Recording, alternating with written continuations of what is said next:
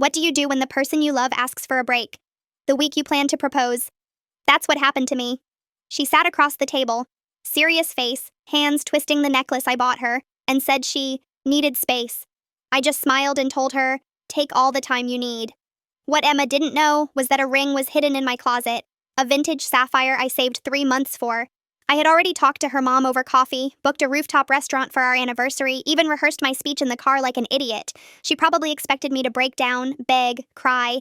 Instead, I calmly folded her clothes into her overnight bag while she kept sneaking glances, waiting for me to fall apart. The next morning, I returned the ring. The jeweler gave me a sad little nod, slid $2,200 back into my account, and that was that. Then I did something insane. I booked a one-way ticket to Barcelona. I'd always dreamed of living abroad, teaching English, learning Spanish, but Emma called it running away from responsibilities. She wanted a mortgage, 2 kids, and the same neighborhood forever. 2 weeks later, I was standing in Plaza de Catalunya with 1 suitcase and broken Spanish. I rented a cramped apartment with peeling walls, took a teaching job at a tiny academy, and started learning the language through apps and late-night conversations with strangers.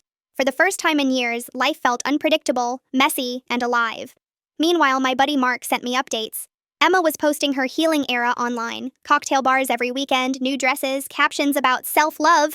Apparently, she kept asking if I was really gone for good, shocked I'd actually left. By month 3, my Spanish was good enough to talk without panicking. That's when I met Sophia at a language exchange in a cafe tucked in a side street near Elborn. She studied art history, spoke fluent English, and had this laugh that made the entire room lighter. We started meeting twice a week to practice, but really we were just falling in love. One morning, over churros and cheap coffee, my phone blew up. I made a mistake, please come home. Then, I saw Mark's story. Are you seriously teaching kids in Spain? This is ridiculous. And another, answer me. We need to fix this. You can't ignore me forever. I showed Sophia the messages.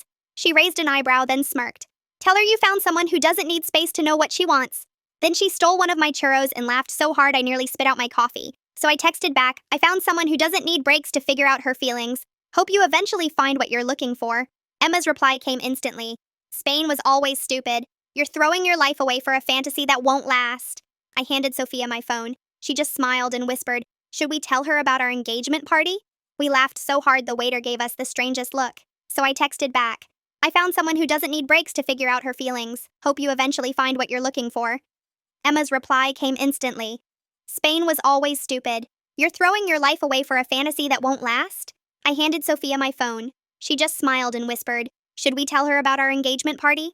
We laughed so hard the waiter gave us the strangest look.